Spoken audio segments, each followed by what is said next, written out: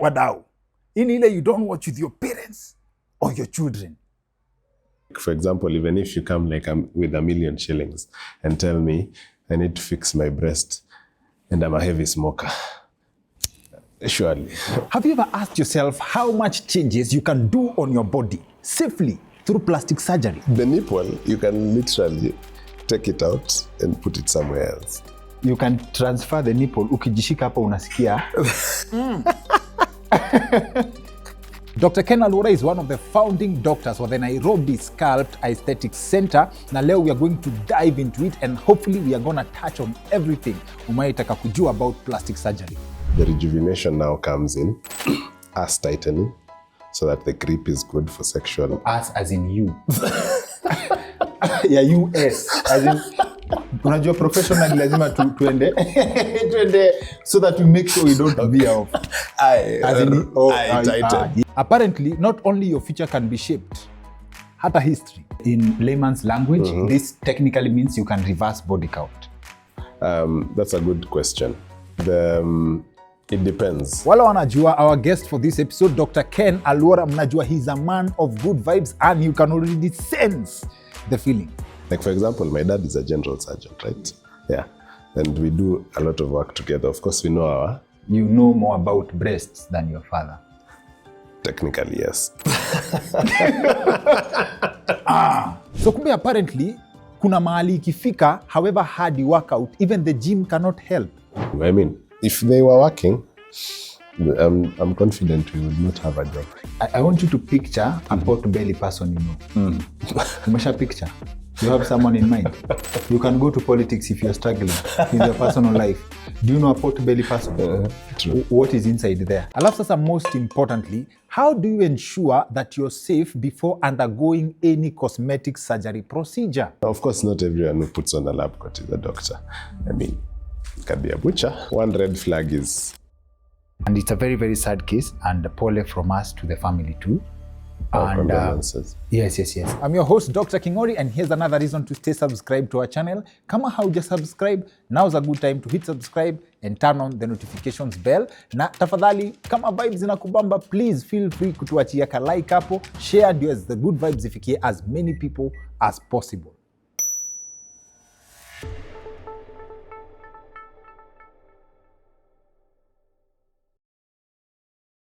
Our conversation is happening at Wojo, a premium co-working space located in Upper Hill, Makiwa Hotel, ilikuwa formerly Crown Plaza. A premium co-working space inamaanisha they have the whole idea ya office for you. So when you need office space, when you have office needs, you don't have to go furnish space, you need address. They can give you all that with flexible contracts, and they have very, very beautiful packages that come with getting a space at Wojo: endless supply of coffee, endless supply of printing material, super fast Wi-Fi, and very, very affordable rates. Consumer rate to the quality that you're getting. Unajua, I know we've discussed this before, but just for context, how many years does it take for you to complete training mpaka ukuwe unaweza chinja mtu like in confidence? Mtu? Yes, a person. Okay. So there's the initial undergraduate training, which is the general training, right? Yes. That is, now it's 6 years. During our time, it was 5.25 years. And then afterwards, you do a year of internship. After a year of internship, then you do 5 years of postgraduate training. That's master's. That's now specialization. So that is 5 + 1 + 5, around 10, 11 years, 10 minimum. No making money, like at making money. Are you making money within, at what point do you start making money within the 10 years? Okay, so at least our internship is paid. So after the med school, yes, undergraduate, you go for internship. At least that was paid. Okay. I hope it remains that way. There's been some stuff going around that they want to change, but yeah, that is paid because you're literally the people running the hospital at first on call. Okay. Then afterwards, now you become a medical officer in Kenya. there you're also being paid a salary, and then if you do extra shifts, you might be paid depending on whatever is happening, right? Okay. Yeah. And then now you have to come back to school again for the 5 years, right? Okay. Yes. 5 years of specialist training. So now that's specialist training in whatever, in plastic surgery, for example. Yes. For me. So I did 5.25 years, 1 year internship, then 5 years of specialist training to become a plastic surgeon. 5 years specialist training is now you need special attention on how to handle meat. Like, as in to handle human meat. Human meat, yes. which I'm very curious in my wild thoughts. Okay. I don't know, Kama, I've asked you this before, but in my wildest thoughts, like if you picture yourself running a butchery, would you handle meat differently? As in, is the special attention? Huh? I'll probably be looking at the nerves. That's what I'm asking. On a light note. But anyway, this is like, because you see, it's a sensitive art, right? And science. It's an art and a science, right? So it's literally apprenticeship. Yeah. And so it has to be done in such a way that you become a safe person. Because you see, this is not like handling chicken meat or beef, right? Yeah, you're literally opening up someone in the safest way possible and closing them up and ensuring that they go back to their normal life, right? Yes. So that's the technical bit. It's like now the difference between a butcher and a veterinary doctor, right? Yes. So it's the same. So I'm the vet if I was in the butchery. Oh, you're the vet. I'm the vet. Yeah. Your interest is not in eating. Yeah, okay. In treating. Okay. No, it's in treating. Okay. Yeah. So postponing the meat for a later date. Unajua, you're one person who I can authoritatively say has the worst sleeping pattern. And Juicy, it made sense when you said, and I think this information leaked by default, that when you conduct a surgery on someone, you're supposed to be on call. Yes. Full time till this person fully recovers. Yes. What's going on there? Because ideally, if you're the surgeon, you should take all responsibility for the patient until they recover, right? So you should put in place all mechanisms. And for example, if there's any complication, if there's any need to go back for surgery. So for example, if I do surgery today, for sure I can't leave town today.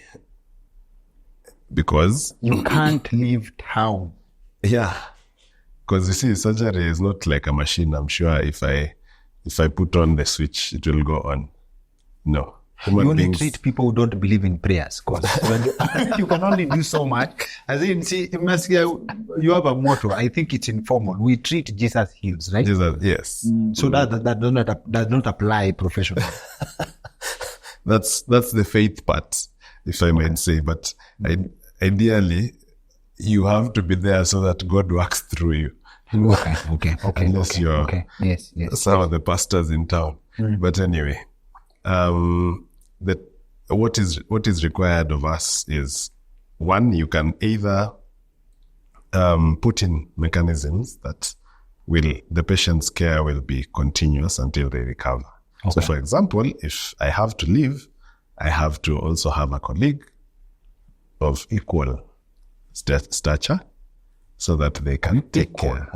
Yeah. So for example, if I'm like me, a plastic surgeon, if I'm leaving town, I have to have a plastic surgeon on standby who will take care of the patient going forward. Because sometimes, it happens. Sometimes we are doing surgery and I'm traveling maybe for a conference overseas and stuff like that.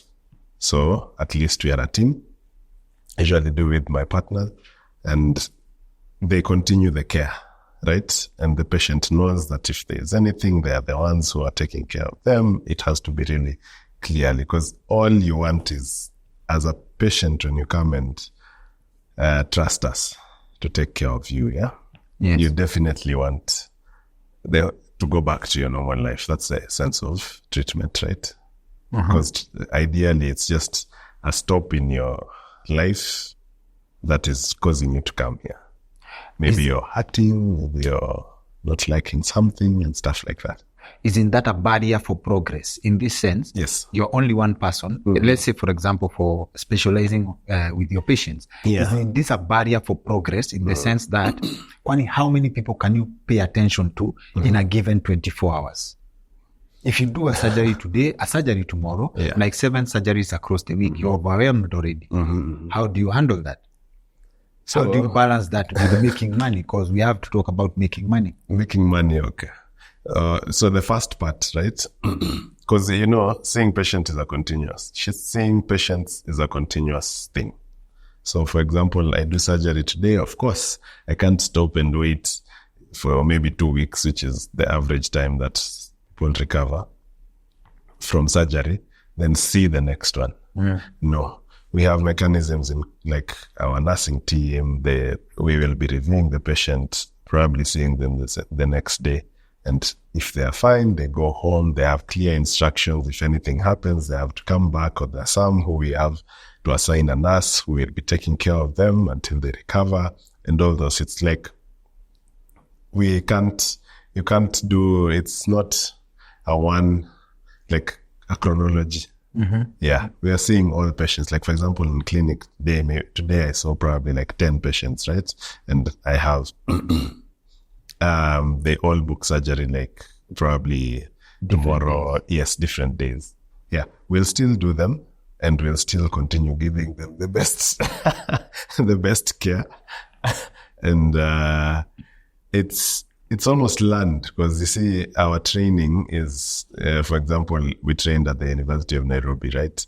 Kenyatta National Hospital. Our ward, for example, our ward in Kenyatta, the plastic surgery ward, has like, on average, probably 90 to 100 and 120 plus patients at a given time. Yeah. During training, we are probably like 3 first on calls, right? So you have to know all those patients. You have to plan how they're going to theater. You have to, you see all this. It's almost like the apprenticeship bit. Yeah. So in terms of like the learning makes you now ready for this next bit of, at least, and it's almost like you have to have mental notes that, Karanja is there. I need to be checking on his wound. Mercy is there. I need to know how the nose is doing. Jacinta is there. I need to know how the breast is doing. And the other person is there. I need to know how the tummy is doing, how the sky is doing. I don't know how we do it, but we do it. But you still manage to balance between selfish interests, between how the nose is doing and how the breast is doing. I smell a rat there. But but yeah, we of course, this is all because you see that's now the scope of plastic surgery, right? Plastic surgery is wide. Any field in medicine really is wide. Okay. It's like, for example, pediatrics. Pediatrics, you might deal with pneumonia today, sepsis tomorrow. No, like today, one patient with pneumonia, one patient with meningitis, one patient with fever, one patient with all those diarrhea. And you see, you have to integrate all those patients and ensure that everyone is getting the right care. So we've been taught. So it's not, you can't just wake up. It's not like you wake up. But the challenge, okay, I'm very curious about these other disciplines. Yes. Kidogo different. Yes. But then, when you are a plastic surgeon and let's say you want to leave and you want to leave someone who is at your level, are you saying that a general surgeon who also specializes in meat cannot handle what you do? Like, for example, my dad is a general surgeon, right? Yeah. And we do a lot of work together. Of course, we know our limits. Areas. Yes, okay. Our limits. They're the basic principles where, like, for example, if it's a wound, we know how we'll manage. But now if it's the technical expertise, for example, in plastic surgery, like, for example, the breast reconstructive surgery or breast cosmetic surgery, like maybe a breast reduction or an implant, putting it in the breast, that technical Implant. bit. Yes. Sometimes we put the implants in the breast, right? Not sometimes, we put it a lot of times, but anyway, that's the breast augmentation, right? So that technical bit he might not know, so that I will know. You know more about breasts than your father. Technically, yes. That sounds so wrong, but like, so you see, when we're working together, if there's something in general surgery, of course I'll refer to him, and if something in plastic surgery, he'll have to refer to me, right? Okay. Yeah. So we can, like for example, a wound on the breast, right? We probably will be able to manage together. Okay. But now, putting the implant on the expertise, They're different. I'll probably be the one. Like the way if there's something in the abdomen that's wrong, I don't know how to do that. It's not my expertise. So your father I have knows the more principles, about for example. than yourself. Yeah. Your father knows more about Tukonyuma. You're a breast person. Your dad is an abdomen person. Okay. Professional. Professional. Yeah. Tumeruka mbele. Hapo kwa implants. I know plastic surgery is very big on cosmetic surgery, liposuction. Yes. We're talking about that in a bit. But first, you said something about opening up someone and closing them safely. Yes. Right? Yeah. It means you can pasua mtu have. Yeah. You now that's what we learn in called anatomy. You have to know the anatomy of the area before you start just opening up, because there are very many things. There are blood vessels, there's nerves and tissues that you have to know. For example, like the abdomen, doing something like a tummy tuck. You have to know, like, what's the blood, how is the blood coming into the abdomen, right? Before you just open, because you can just open, cut off the blood supply to the abdomen, and the abdomen dies. The abdominal wall dies, right? So that happens, right? Okay. The abdomen dies, but the rest of you are alive. Like the flesh dies. You see, like the abdominal wall means like this part, right? Yeah. So if you abdomen ni hapa. Yes, not the inside. Unajua, no. Unajua, when you say abdomen, my mind went to the parts of an insect. Head, thorax, abdomen, ni huko nyuma. I have grown up knowing abdomen ni huko nyuma. Kumbe we are talking on different stages. No, tena na motaratara. Hii professional language is in a mix. By this, for insect, abdomen ni huko nyuma, sindio? Head, thorax, abdomen. Head, thorax, abdomen. So abdomen, the abdomen you're talking about, si huko. This is the abdomen. Okay. Yes. Thank you. So like the abdominal wall. Yeah. What's covering the abdomen? Yeah. So you really need to know, for example, in a tummy tuck, because you're moving around tissues and you're tempering the blood supply to the tissues. So you really need to know what you're sparing, what you're not sparing, and how to move around the tissue, so that at least, because you'll find like if for example you do it, and sometimes you'll find some part of it dies, like you find the skin has died and the fat and everything has died. So this means the person has died in installments. Like this. No, but it's just part of it. Okay. Install. Anyway, but yeah, it's just part of it. So that's the reason you have to, I was saying, it's not just opening up and closing, like the way a butcher will say, take this quarter. Yes. Okay. So you really have to know the anatomy, which is, we do it for a whole year when we are training, right?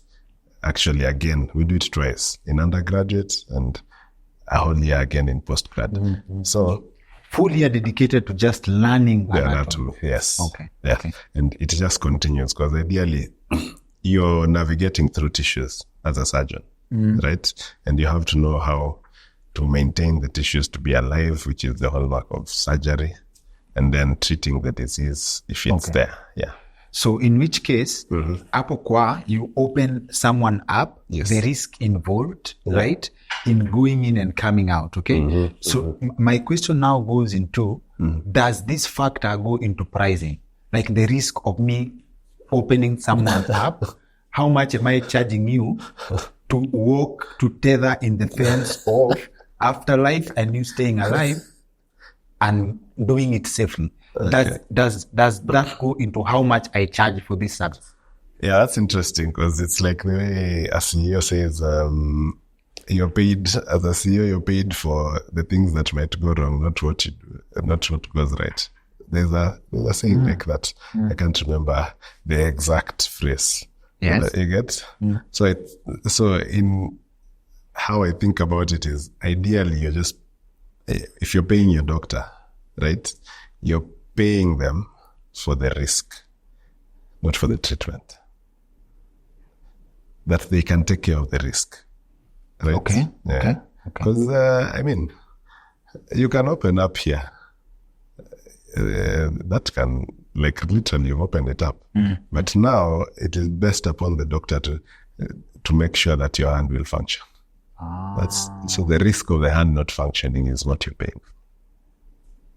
That's how I think about it. Let's use a practical example. Okay. And I think in one of our conversations, you mentioned like some of the side effects of surgery, especially if not done properly, you can lose the sensitivity of the nipple.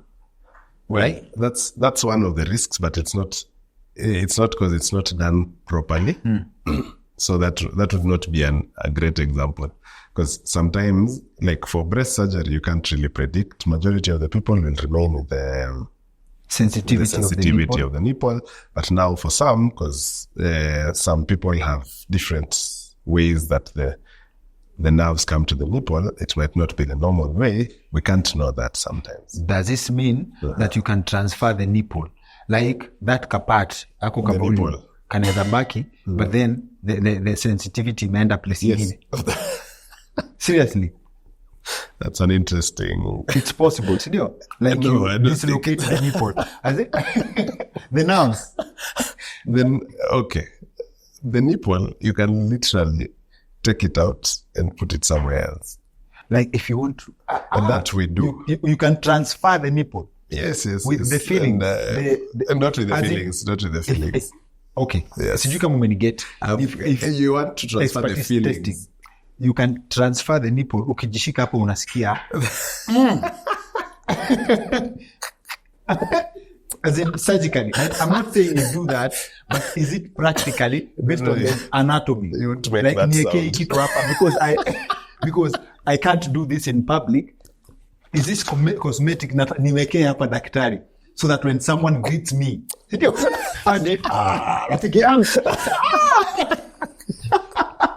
no, is that experimentation, please. Experimentation. Is that doable? No. That's not doable, at least to the best of my knowledge. I can't do that. Okay, or I don't know if there's anyone who can do that. What we can do is now like move the nipple. Like that sometimes we do. For example, for some of the large breasts that we know if we move it with the blood supply, the nipple distance, it's so far that the blood might not reach and it might die. So instead, we remove it, reconstruct the breast, and then put it back like a graft. That's now nipple grafting. Or in, for example, transgender surgery. I know that's like murky waters in this country, but for transgender surgery, right? If we are removing the breast and putting the nipple, right? Mm-hmm. Yes. Mm-hmm.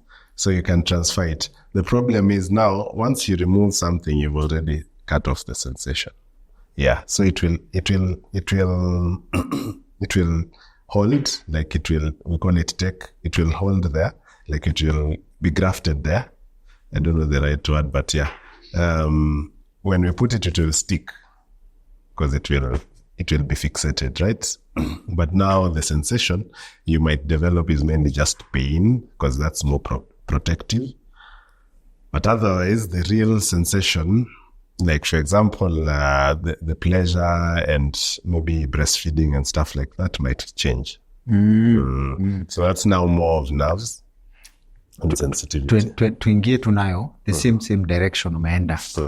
That's just for the nipple, okay? Yes. So the scope of a plastic surgeon. First of all, I know for medical purposes, you treat burns, you treat you graft hizo kurudisha. But let's start na cosmetic.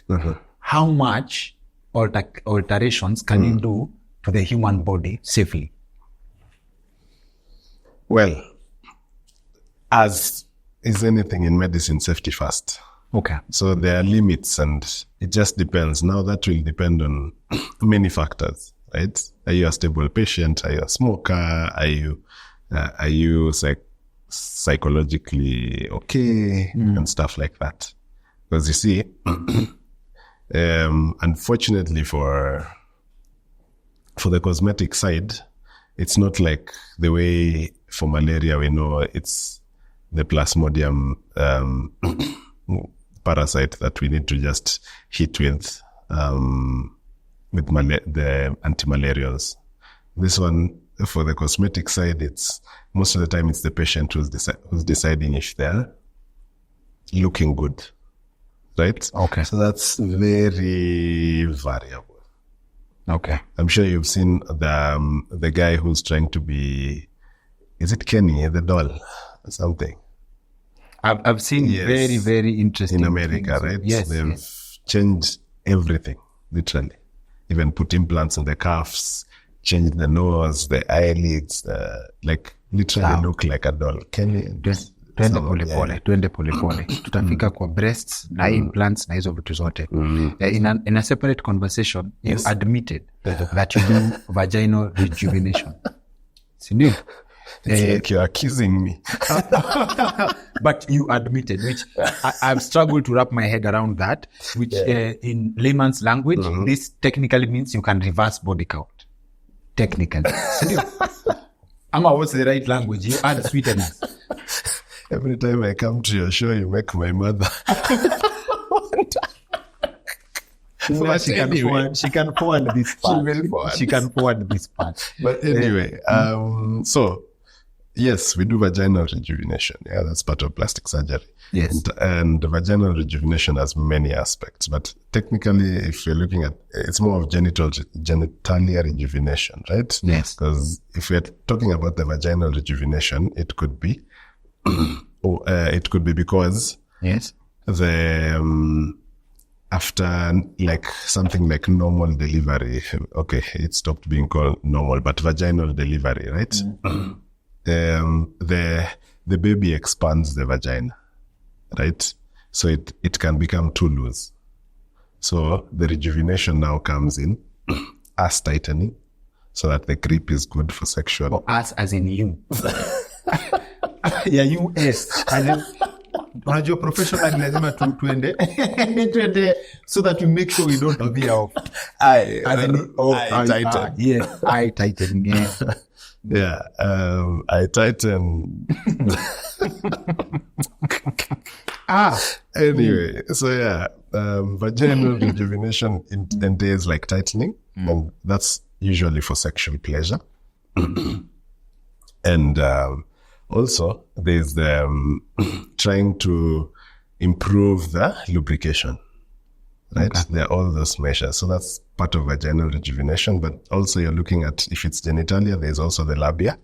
The labia, and this can also be just trying to make them look good. Designing. Yes, designing them to look good, but also, there are those ones that are torn or they are very painful, especially for, like, if you're exercising, then you're jogging, for example, and then you're pressing on the labias. It can be painful. So the labioplasty, comes in to try and treat that, right? Make them smaller, look good, and stuff like that. And also, if there's a bit of sagging and all that, we can also transfer fat to just make them fuller. Okay. And also, you can inject fat to G-spot, which is also a bone of contention, to help it be able to be like for pleasure. Okay. Yes. Okay. So yeah. I'll not get much into that. I'll Yes. just ask you a question. Yes. As a plastic surgeon, Yeah. if you get a gig like that one, Yeah. how do you know you've not gone overboard with the sweetening? With the sweetening. For lack of a better word. And yeah. Of course, first There is of all, measures. There's measures, and the biggest thing is now you can't tighten too much because now it becomes painful for sex. Yeah. So that's one thing, which might be a measure. You can't tighten too much, which means there's something you're measuring it against. Well, Is this where you say, so you ask someone to come with a boyfriend? As in, I just want to get, like, I don't want to miss any facts. There's a standard measure that you have that, hey, niaje, I know nitaenda, unajua when, I'm a big fan of mechanics. Yes. Yes. There's something they call torque. Usikaze kushinda hapo. So what is your torque? Do you have a torque machine? Ya kujua hapo. Okay, of course. Now, first, of course, the fingers are a good measure, like 2 fingers, right? No. If it is 3 now, that's too loose, right? Okay. Yeah, that's one of the. It's just random, but yeah. Okay. And then the other thing is, usually you'd rather not tighten, and if it is still loose, you can now tighten again. Okay. Then tighten, then now you can't open it up. Yes, You because guys that one is. you guys are just trained sinners. It's part of the 5 job. years of school. Because you see, WHO, I am sure, first, let me not quote them, but yes, sex is probably number 5 basic need. I can't remember. I'll have to check, but I'm sure it's on the WHO basic needs list. Yes. Okay. Sawa. Because what's one of the biggest causes of divorce? Now the world is changing, actually. Yes. You mentioned transgender. Yes. So would you take a gig like that? Like, unaweza kata mti, like can you take a deforestation gig? Based on the training. Many will not understand what you said. But would you go back? Do you need, like, based on the training? The world has changed. yes, okay? yes. When you were in Right now school, it's yes, when you were in school, that was some time back, because we practiced for some time. yes. So when you're in school, you were trained for up to a certain level, okay? And then the world has changed, and now people are doing transgender surgeries. Yes. Someone wants to be a woman, full transition, Yeah. okay?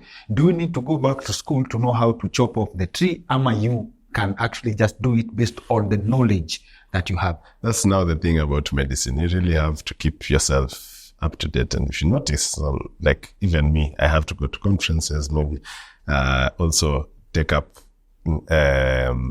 small courses just to be up to date with what's happening. Everything is changing, technology is changing. And so actually, a plastic surgeon from, was it Sweden? She's the head of the transgender unit there, and came and shared with us their expertise. And it's always about exchanging, because no one is, you can't, I forget who said, it's not actually what you don't know, but what you know, I've forgotten, but you have to keep learning. You have to keep Yes, learning. and if you stop learning, you die. Okay. There is one day I was in a gym, and then there's a lady who was working so hard that she made me look bad. Like, unaona ile, as in super exercise, okay? And I was like, she's working this hard. Yeah. It must come from something. There's a motivation. Yeah. And I think she was working towards losing belly fat, okay? Okay. And then I asked my trainer then, Jamil Zafar, then, kamuliza, like, how long has she been training? And then he made a comment. He was like, however hard she trains, she will never lose that. In fact, she is at a point of no return. And that was scary for me. Yes. Like, the idea of exercising to lose belly fat, to flat tummy. Yeah. Is it true that there is a point of no return, and why? That's where I keep betting with my patients that if they can exercise, like for example, okay, there is some truth to that, and there's some part where the gym will not work. And that's what I keep saying, because I also go to the gym. I was in the gym today, and it's usually a comic relief for me. I'm holding on so much. Sitaki kusema kitu because I don't want you to lose that train of thought. In fact, let me not Ken in the gym. Okay. Because you're there, you hear the trainer saying, hii ndio inakata mafuta, hii ndio inakata tumbo. Yes, it is. In my experience, there's some loose skin. Like first, there's no exercise for skin, at least to the best of my knowledge, right? If skin has really expanded and it is sagging, no matter how much exercise you'll do, it won't like snap back. Yeah. The So that's one of this elastic vibe at some point. Because actually goes skin away. has elastic fibers, right? Okay. And the elastic fibers, of course, are stretched maybe with excessive weight gain and pregnancy. Those are the two commonest things, right? And so, especially with pregnant ladies, most will not be able to snap back to the pre-pregnancy body, right? And this is because the skin is the skin. I mean, it's part of being human. We have to have elastic fibers to accommodate the pregnancy, right? So that will expand, and like a rubber band, as it expands, it snaps. But if you've not passed the elastic limit, the rubber band will come back. Right? Okay. Yeah, but if it's past the elastic limit, no matter what you do, it won't come back, right? Yeah. So I keep seeing all of these things that apply this, apply that might help. Honestly, I am just, if anyone has something that works, I dare ask that they can come back and come and show me. Okay. But once it's that loose skin, you might lose the belly fat. You might lose the belly fat. Might. You might, okay. Yes. But now there's also the stubborn fat. Because you see, there's no like targeted, like let's say you're just exercising for. Yes. I don't know if that is possible. The sit-ups. I've not seen that being possible, right? Yes. Yeah. But so that's where now surgery comes in. Yeah. Because as you say, like your friend, even the gym instructor knew that It's not working. it was not going to work. And so that's where now you move to surgery. So what does surgery do in this case? Surgery now will take out that part. So for All of example, it. I get patients who say their handles, they're called love handles, right? If they exercise still. They remain with love handles, yes, right? yes. Yeah, we can do liposuction of that. Or, for example, patients who would want like a silhouette, right? The small waist and big bum. No matter how much exercise you'll do, I don't think it will come. So that's why surgery is the best option there in terms of targeting. And for example, if you've given birth, right? If you become pregnant, right? And the skin is expanded, and I'm sure you normally see that. And especially with many ladies who will go to the gym to try and reduce the belly fat. There's that sagging. It's called, some people call it fupa.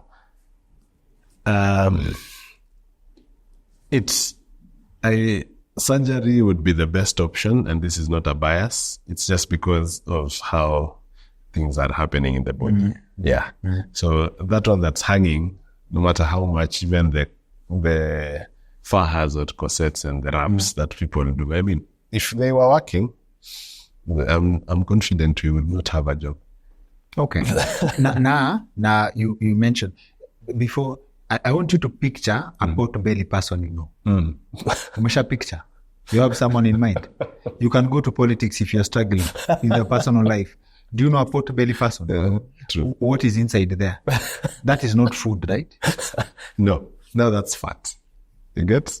And that's what like the fat, like the what you're telling me about the hanging belly and the love handles and the butt, the back, the one that's the back fat is a lot that it looks like it's Yes.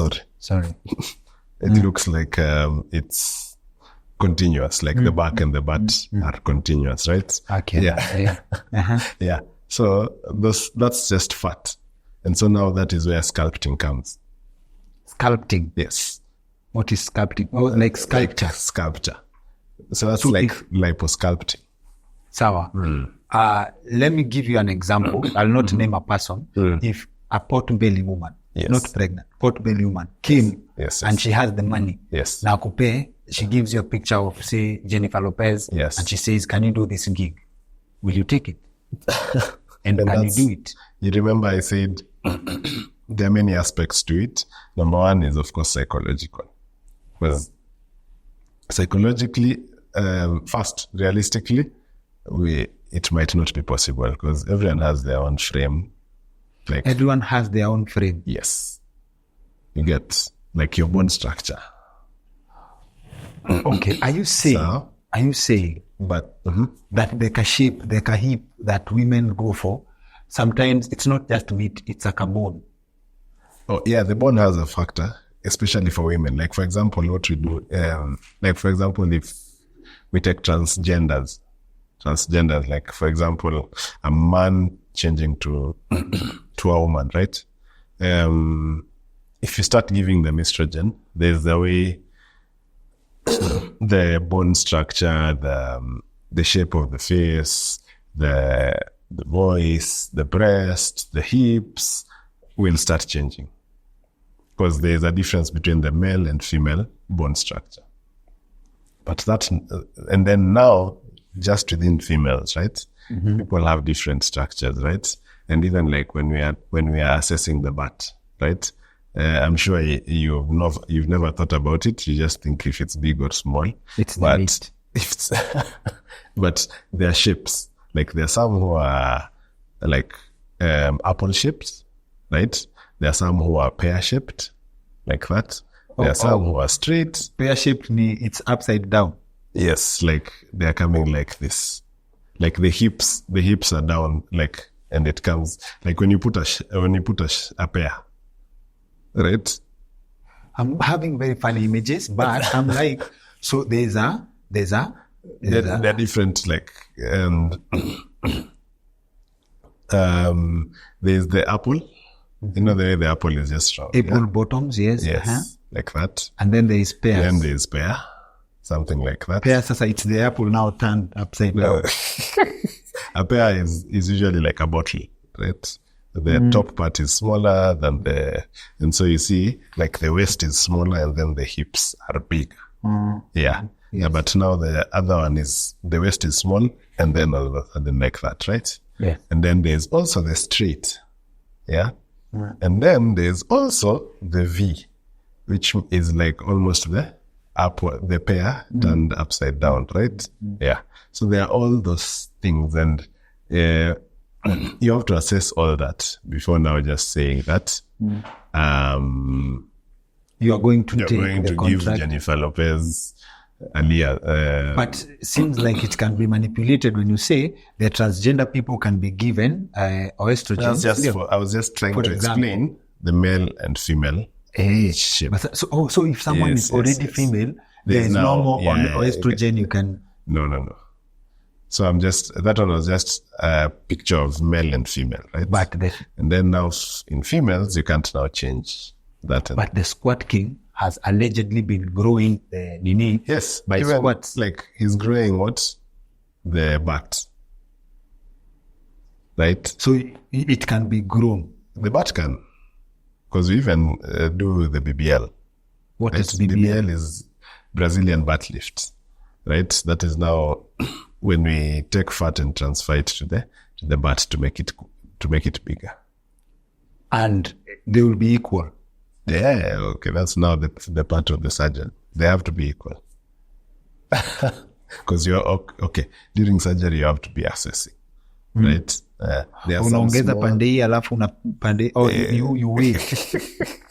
because you're injecting, so you might see, okay, first before you take them to surgery, you have to see which one was bigger, so that you'll also have an. Oh, there are people. Okay. Most of the people on the left and the right side are different.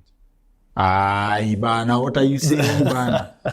And I'm sure ladies know this more because the most common Then these thing are not usually equal by default. No. Because, okay, I don't know the numbers, but for sure, even when assessing, that's why I'm saying ladies know this more because of the breast. One breast is usually slightly Usually bigger. more is bigger than the other. Yes. Maybe you've never noticed, but if I have to notice because that's my job. You can just notice by looking. Actually, you look and you can tell this is bigger because even patients now get surprised that I thought. So which one? What's the standard? Nini? What's the addition of the bigger one? Like if one is bigger, yes, what does the bigger one have except mass than this other one? Sensitivity. There's something. There must be something. No, that's just how you are. That's just how you are created. Okay. Yeah. So now you mentioned. So now you're saying that there are limits. It's not a guarantee that if I have X amount of money as a woman, you can model someone to be someone. No. It has to be based on safety and reality. What is the realistic expectations and the safest outcome, right? So, for example, if you're the lady you're talking about, yeah. One, you're looking at if she's a smoker. No matter what we do, we have to first stop smoking for safety. What does smoking have to do with the size of smoking? That one is like the number one enemy for plastic surgeons in terms of healing and risks of complications. So what we have to do ideally is 6 weeks of stopping to smoke. The least some people will have talked about is three weeks. So smoking is like directly correlated to poor outcome. Oh, yes. And so such things have to come into play. Like, for example, even if you come like with $1 million shillings and tell me I need to fix my breast and I'm a heavy smoker, surely that will be a tall order. So what if they don't disclose this? Like when you talk about this, probably some people are risk takers. They want you to fix their breast, but they won't tell you that they are heavy smokers. But at least now that is the part 4 where you have to do the first consultation, right? You've not disclosed, but I have to disclose to you that some things that are associated with poor outcome include smoking, some diseases like diabetes, use of steroids and stuff like that, right? Okay. Yeah, so those are the things that I'll bring them out to you and explain to you at the first consultation. Okay. So it's a process. You just don't come and we go direct to surgery. Like I'm sure most of the people think that's how it is. I'm interested in knowing why you delay the money making, but first, one very controversial topic in the country right now, liposuction. Yeah. For the sake of someone who doesn't know, what is liposuction? Liposuction. And what's the procedure? Yeah. Liposuction is literally, if I'd say it in layman's language, right? It's literally just taking out fat. This fat is in liquid form, language. Or you boil the patient first. So it's literally just because you see, the body after the skin is the subcutaneous layer. We call it subcutaneous layer, but it's the fat layer, right after the skin, and that's the area where you'll when you become big, it's the area that expands. Or when you lose weight, it's the area that thins out and stuff like that, right? So in that layer is where we can change, we can modify. And so what we do, we suck out the fat. You remember lipids? in biology. Okay, you did biology. Yes. Or chemistry. Lipid layer, semi-lipid layer. Lipid is fat, right? And so it's literally sucking lipid liposuction. Yes. So it is now- literally we have cannula. We call them cannula. It's literally like a straw. So we put it inside, and we have a machine like that helps to suck out the fat. And as you suck out, do you see the person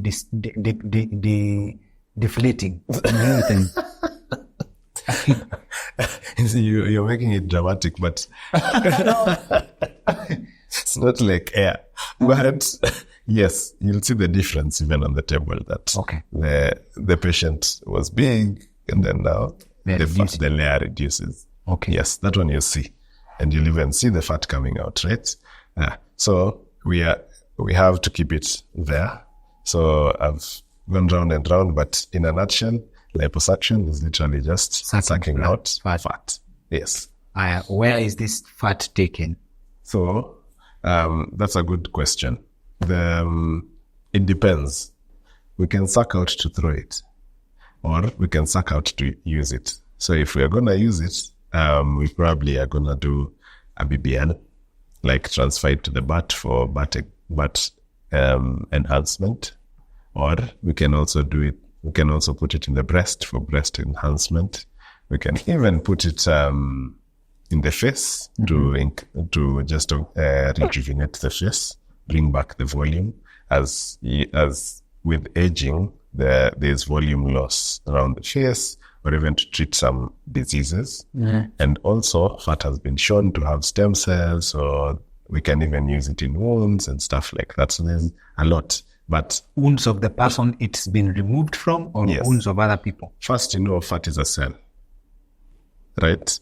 Just the way, let me put it to the common thing we know, kidney, right?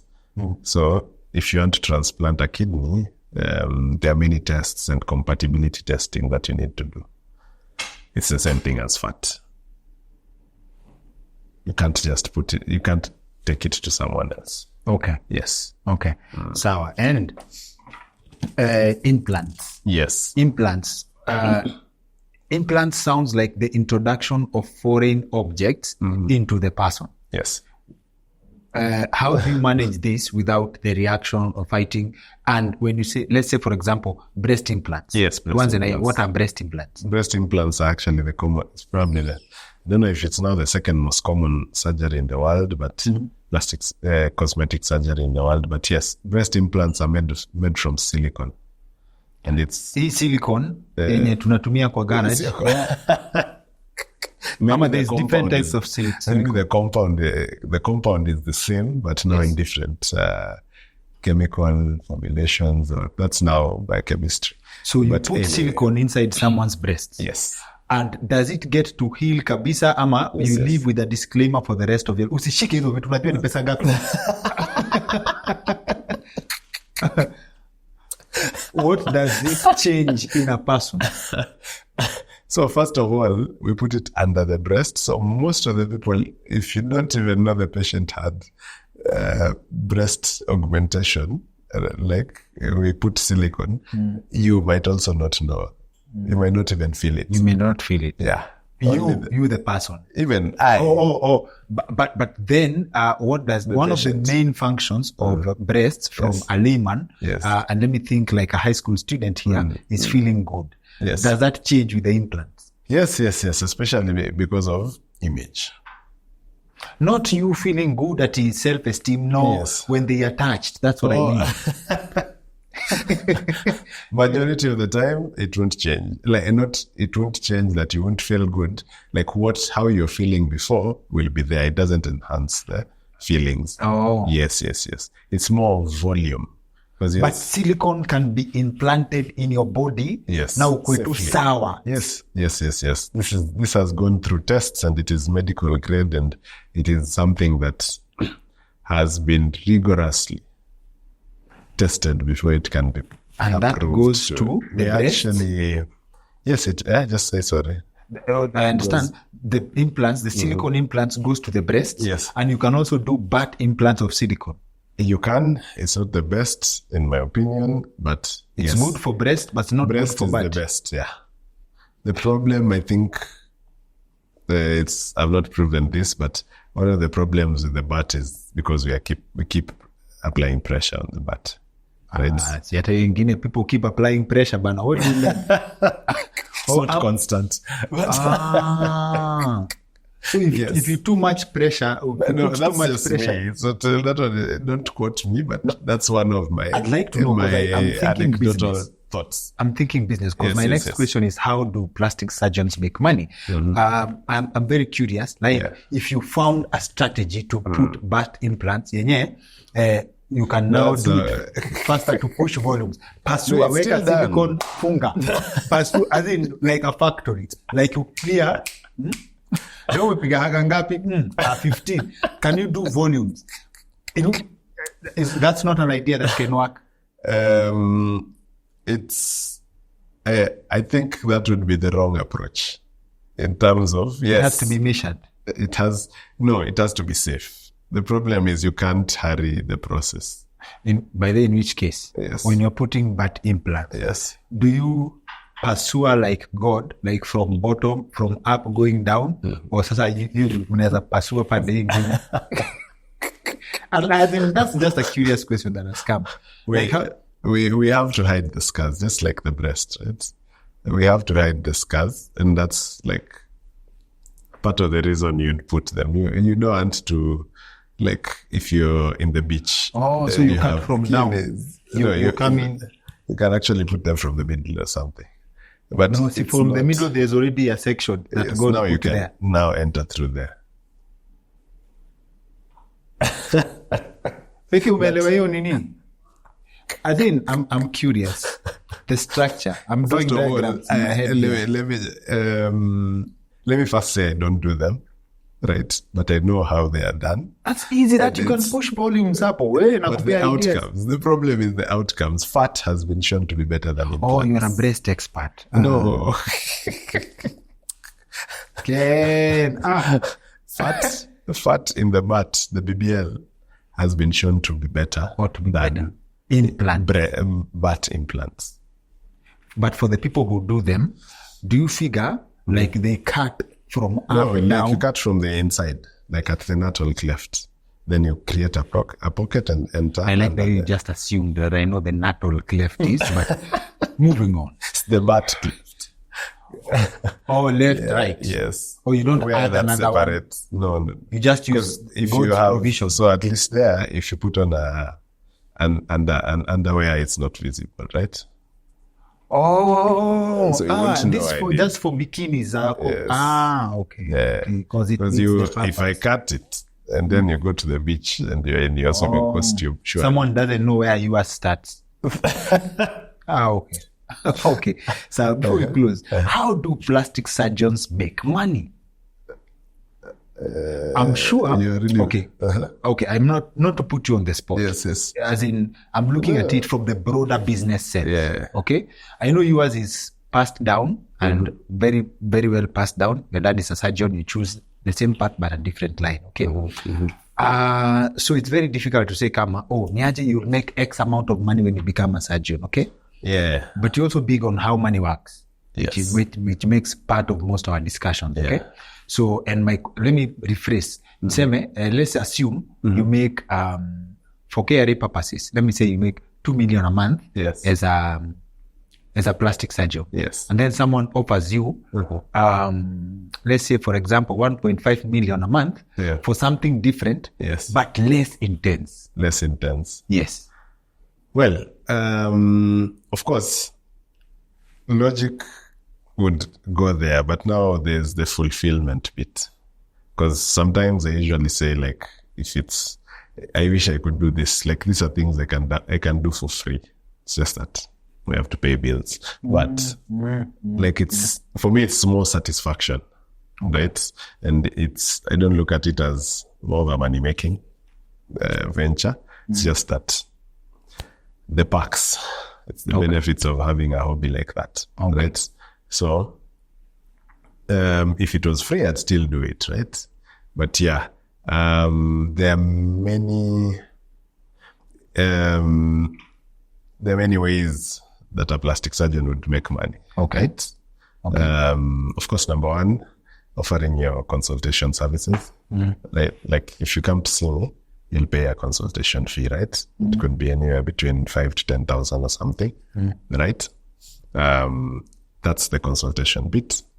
And then now the surgery bit, right? Or the procedure. So it's consultation and the procedures, right? Okay. Yeah. And that's now in more of like the private sector. Or if you're running a private clinic and stuff. But now if you're employed, you can also be employed, right? Yes. Yeah. So the employment will be probably a salary at the end of the month. Okay. Or you can negotiate with the employer so that you can be paid per procedure, right? Yes. Yeah. So those are some of the avenues. And now, depending on the procedure, I think where you're getting at is now the bottlenecks of scaling. Yes. So that's one of the disadvantages of our craft. Yes. Right? Yeah, scaling can be, because really, there's how many tummy tucks can I do in a day? It's impossible to do 10 tummy tucks in a day. It's like impossible. Because of the attention you need to give. Attention to detail and takes time. Exactly. Like for example, maybe a tummy tuck might take anywhere between 3 to 5 hours. One. And then remember, there's also the anesthesia time. So the whole ceremony, if I may quote in quote, might take anywhere between 4 to 6 hours, right? Yeah, that's just saying. That's and you have to do one at a time. There's no way unaweza kuwa unataki in huyu alafu tena unaanza kidogo. You're measuring, umekuwa mnoma that you know how to balance the time. No, of course, once you've scrubbed in here, you have to finish and then go to the next one. Yes. Isn't the goal being so good that you increase the price of you doing it? No, that's the other part. Because that's what even, what's Warren Buffett's partner called? Who died? Charlie Munger. Yes. He said the goal is to be good in your craft so that you're paid more. Okay. Of course, some of the biggest paid people are the people who are the best in their craft, like athletes, right? The best tax lawyer. Yes. So you really have to. That's now in our craft. Probably the value is in being the best, not in creating more. Okay. Yeah, because like you might for example, the best, of course we don't say the best, but like someone who has the best outcomes, and of course it also goes with experience, right? Will charge higher than someone is just practicing, starting out, or new in the field. And if you're known to have complications, yes, people will, of course, go away from you. Yeah. So it's more value. It's a value business than the quantity business. Okay. Quality business than quantity business. Okay. First and of all, maybe the other thing would be now patents. There's patents. Yes, because there's inventions also. Like for example, if I invent maybe an instrument that does something, you get. Oh, come on, the person who invented the machine, liposuction. Yes. That's a patent. Yes. Actually, there's the person who invented, what's it? There's actually, there's a funnel that we use in pushing in the implant. It's called a Keller funnel. Yes. Invented by, I think it's Robert Keller. Can't remember the first name, but anyway, Keller. And it was bought off for almost like $50 million. So you also, as you work, you also think of ways you can make your work easier. And so some of the avenues, yes. So if you come up with a solution, you're home and dry. Yeah. I mean, what are the sometimes we argue with my friend who's called Brian, like what are the top 3 best paying traits, or how I would say, like, it's usually talent, or it's talent, then or invention, talent, and then now maybe hard work somewhere there. Invention comes first. I think so, or talent, because athletes and inventors are the highest paid. Do you think it will be easier, say, for someone who has knowledge, plastic surgery like you, if you got tempted to do something mechanical, such that when you're operating on someone, you're also thinking of a way you can mechanize something to make your work easier? Yes. That's how actually the funnel came in, because it was sometimes we actually push it in, but that now makes it easier, because it's one swoop and it's gone. Yes. So I don't know if you can now stop and think now today I'm an inventor. I don't think it comes that way. It has a certain bug. On behalf of Kenyans, by the way, and the world, you don't get enough flowers, especially with the cost of living. You guys are consistently mmekuwa mkipunguza mafuta, which is which is a good thing. Which is a good thing. Yes. This conversation has been inspired by a post. And first of all, asante for making time for us. Yes. There's a post you shared with me, and it was a statement from.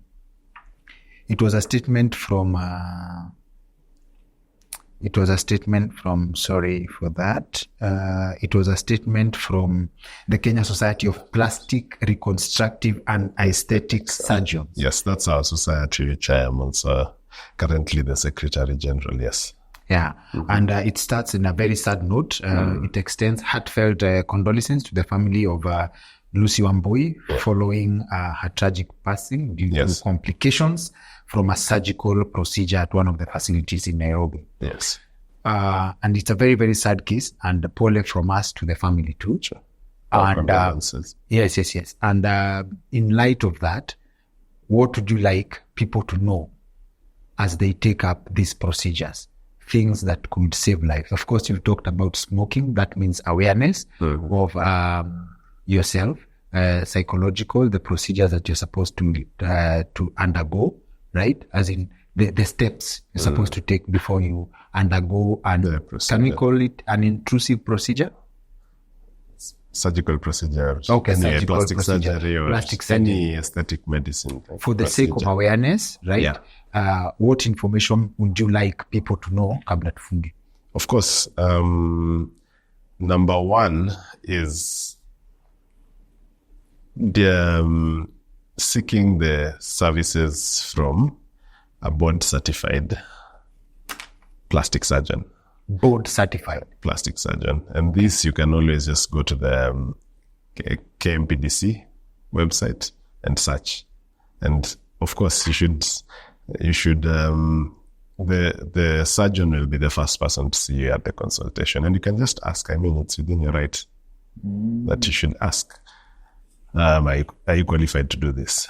What are your qualifications? How long have you been doing this? And stuff like that, right? Yes. So seeking the services of a board-certified plastic surgeon would be the key thing. And because the cosmetic industry is like $1 billion industry, definitely there will be a lot of, I don't want to say quacks, but they are definitely quacks. People who are business oriented. Exactly. Yes. And one red flag is if you're going for your procedure and the person who's seeing you is not the surgeon who will perform the procedure. That's a big red flag. Right? Because, I mean, if I'm coming to Dr. Kingori's show, and then you're not the one interviewing me.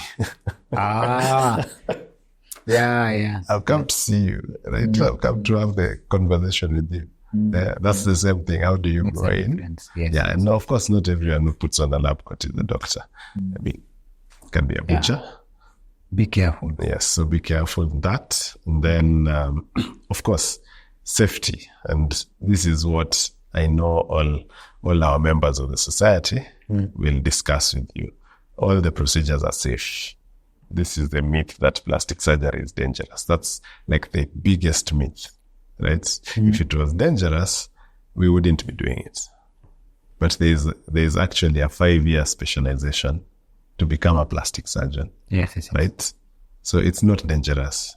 Okay. Yes. All you need to get is the qualified person to do it. It's just like flying can be dangerous if you're not being flown by a pilot. Okay. Right? Okay. Very well put, actually.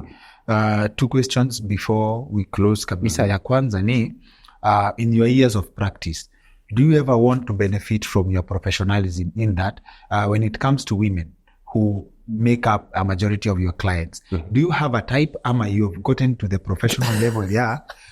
Kuja ulivyo, I will grow with my woman. Ni nini hauna nitakuongezea? Do you ever get tempted to benefit from your professional services? Like for me, like to liposuction on myself. No. For as in, do you have a type of a woman? Ama you're like, kuja tu vile uko, ndakusort. I'll grow with my person. Ndakusort. I'll make you in my own image. I look at the heart. Exactly. The rest I'll do. Have you ever considered that? Ama that dents your pocket? It will be free for her. She's lucky. Number 2, have you ever thought of the extra level or extra layer of specialization? Yes. In this sense, like sawa, you can do butt enhancement, you can do tummy tuck, you can do boobs. Can you brand yourself as boob skin? Like, can you? That's actually true. Because you see, plastic surgery as a specialty is extremely wide. I can't even do all the procedures. There are people who have now subspecialized. Like, for example, microsurgery. You remember the hand reimplantation, right? And even the penile reimplantation. You remember we even talked about it. Yes. That's microsurgery. There are people who are now specialized in that, right? There's hand surgery. Like one of my partners, Dr. Joey, went and specialized in just surgery of the hand. And mtu wa mkono. She should hear you say that. But yeah, there's now also trauma plus reconstructive plastic surgery just for trauma and upper limb, lower limb. There's cancer. Now there's cosmetic. There's also face. In cosmetic, there's also just breast and body, and that's what I mostly do. And there's also face, where you do now the rhinoplasty, eyelids, and all those. But yes, it is there. And the more we are growing, of course, the more the field is advancing, the more specialization we are getting, the more specialized we are getting. Okay. Yes. Good. Na hiyo, forgive my immaturity. Siya yacha hiyo penile nini iende. Can you, in terms of plastic surgery, kuna kuanga na donation of parts. Can you donate your penis to someone? Like, can you, kwa hiyo transplant, can you donate a part to someone? Like, niaje? Interestingly, yes. And actually what has been done is the face. I've seen the face. Yes, like a face transplant. Penile. Penis transplant, that would be like you're cheating full time. That is full time cheating. Honestly, I think it has been done. Penile transplant. I'll have to go and check. That's subject to confirmation. Yes, that's subject to confirmation. But there are other body parts that face transplant, that one has been done. And I think there are, how many? I don't know if there are more than 10. I can't remember the numbers, but yes, I know about it. My uncle, uncle yangu, alikuwa na kitu fulani, nilimugundua. When I used to visit him, from Butanga, Uncle Kandinga, used to visit him, akiona nime admire, when he sees me admire something he has, he used to give it to me. Sometimes that alikuwa anashangaa. So put this into context. If you can donate body parts, like at some time, at some level, we'll do it on compliments. Like, hey, maze, unakuanga na haga fiti. Nikupe. Do you see it? It's complex. It's not that easy. I wish it was that easy. It would have sorted a lot of our reconstructive problems, especially like, for example, skin grafting, like donating skin. Yes. Like donating like for a baby who's been burnt, then they have a baby, and then now we take the mother's skin and donate it. That is possible. It's a hard question. It's possible to do it, but it will not like be the replacement for skin. It's being done as a dressing, like temporary. But yes, it's possible. No further because questions. there are skin banks by the. We don't have one here, but in South Africa there's a skin bank where, for example, when you die, like the way they take your organs, they also take your skin. For what? Now, for patients like who have severe burns, And they will come and graft it. Graft it. Now take it away. And can you store your skin for further? Like when they kata hapa kidogo, nitaikujia and you store it. So when you fall down, probably scratch yourself, you go and withdraw your skin. And no, we do that for blood. Just blood? Blood, yeah. Okay. You can take blood before surgery, okay, store it, and then use it during surgery. Our team member Peke has a question. Anasema, is there such a thing as fat donation? I wish there was. That would have also helped a lot in terms of giving the patients who don't have fat and also stem cells research. But no. No further questions. Nothing like So now, Ken runs a clinic in collaboration with partners. This has been one of the most difficult interviews to do because Ken is my personal friend. Na the struggles are kupiga story na besti yako within professional bounds is very tricky, but you've done well. Pigiwe makofi. No. Congratulations. So now, for those wondering how to reach Ken and the team of surgeons that they work with, if this number ya Ken hauioni hapa kwa screen, we are blaming Bishop collectively. Kama namba ya kufikia kina Ken haiko hapa, please blame our guy Bishop Edits. Tafadhali. Tunazaliachia hapo, si ndio? True. Thank you. Asante sana. We actually talked English. Manzi. Ebu acha wa call short ndio niambie umepoteza how much by just sitting up. Na sisi hapa tumekaa hapa for how long? Aya. About 1 hour. Allah. Ebu azime kamera utuambie umepoteza how much by just chilling na sisi hapa. Hey.